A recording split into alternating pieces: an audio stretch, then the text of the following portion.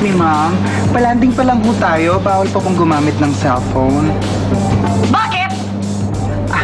Baka mahirapan po kasi yung piloto natin. Eh, hindi naman siya tinatawagan ko, ah!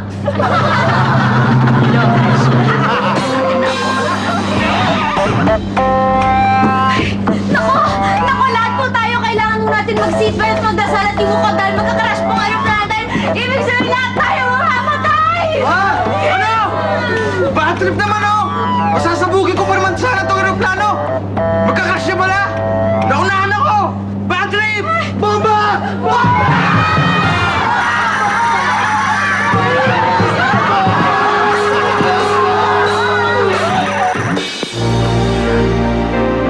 May problema ka ba? Kawawa ka naman. Tingnan mo ako, walang problema. Kaya maganda. Hello po! Kaya kung gusto mong gumanda, solusyonan mo ang iyong problema at makinig lamang sa mga tips ko dito sa M3. Melay mo, magwat.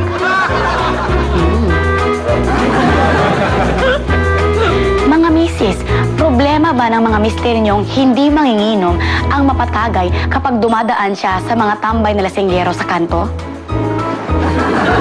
Pwes, may solusyon ako dyan. Kaya makinig lamang sa aking top 5 tips kung papaano ang gagawin para makaiwas sa tagay ng mga siga sa kanto. Number 5. Magpatubo ka ng mahabang balbas para kung patagayin ka, hindi mo maiinom. Saw-saw-saw lang ang balbas mo sa baso. Iyo ka lang. Hoy, ikaw! Tagay ka muna, pare! Ha? Tagay! May pulutan, bigyan mo pulutan. Pulutan! Pulutan! Ha? Iyo! Pare, umuwi ka na! Uy! Paumpang-pang na! Ano ba yan? Iyo! Puro puto naman. Number 4. Magkunwaring may ipis ang basong pinapatagay sa'yo.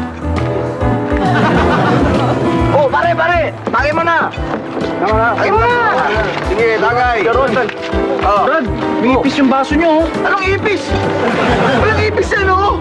Oo, walang ipis yan. Hindi nyo kasi makita kasi mga lasing na kayo. Tinan nyo, ang laki-laki, oh! Ay, naku pare! Lasing na tayo! Sige na tayo! Uwi na tayo! Huwag na! Tapusin natin to! Lasing na tayo, eh! Lasing na nga tayo! May ipis na, eh! Ew! Number 3. One word lang, camouflage. Magsuot ka ng maraming damit na gawa sa dahon para di ka makita. Puro kayo pulutan, ah! Tagay na mga... Tagay! Wala na tayong inumin! Ano? Lasing tayo, tabo na! Ikaw! Ano? Ano? Pare! Pulutan mo kayo, pare! Wala na! Akin na! Yan na yata, pare! Camouflage. Number 2. Magkunwaring lasing ka na at magwawala ka kapag tinagayan ka ulit. Hoy!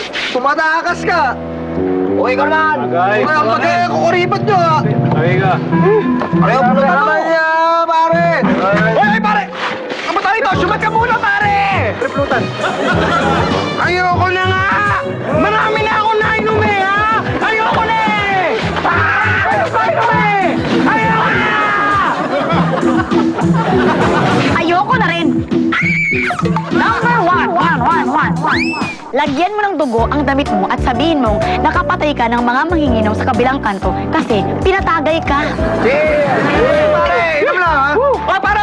Oy, sumat ka muna! Pulutan. Teka, pare. Ba't may dugo yung damit mo? Nakapatay kasi ako sa kabilang kanto. Ha? Bakit? Pinapatay ko kasi yung mga nagpapatagay sa akin. Galit ako sa mga lasinggero! Pare, kalimutan mo yung sinabi ko, ha? Boss, ingat pa, uwi. Ingat. Uwi ka na, pare, ha? Ingat, pare. Siya na. Karo syrup lang naman. Meron pa akong isang paraan. Magmotor na lang kayo pa uwi para madali mo silang matakbuhan. Hanggang sa muli, makinig lang kayong mabuti dito sa M3. Melay mo, magwat.